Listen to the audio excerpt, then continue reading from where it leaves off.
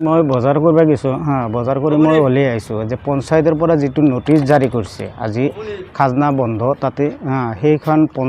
পঞ্চায়তৰ নটিচখন খালেকে চিঙাৰ হৈ মই কৈছোঁ যে এনে কথা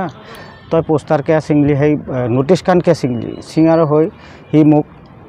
প্ৰতিবাদ কৰাৰ বাবদে মোক ধৰি ফেলে মই বজাৰ কৰি ওলাই আহিছোঁ। তাৰপাছত তেওঁ মোক দাঙি লৈ ফেলে 4টা মানুহ বকাৰ মাজত খচা মাৰি ধৰিছিল মাৰ্ডাৰ কৰাৰ কাৰণে প্লেন লৈছিল তেখেতে লালচান খালেক শহীদুল লতিফ হয় যাৰ পঞ্চায়তৰ পৰা যিটো নটিচ জাৰি কৰিছে সেইটো নটিচৰ বিপদে আমি জানো যে আজিৰ পৰা খাজনা তুলিব নোৱাৰে কোনো টেক্স দিব নোৱাৰে কিন্তু তেখেতে কেনেকুৱাকৈ কৰে সেইটো আমাৰ লাগে সেইটো তদন্ত আমাৰ লাগে ভালকৈ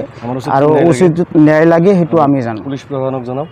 পুলিচ প্ৰশাসনক সেইটো বস্তুটো আমি কৈ আছোঁ তেখেতে তদন্ত কৰিব লাগে। এজাৰ মোকালমা থানাত বৰ্তমানে PHCত আছোঁ মোকালমা মেডিকেলত আছোঁ কৰিছে।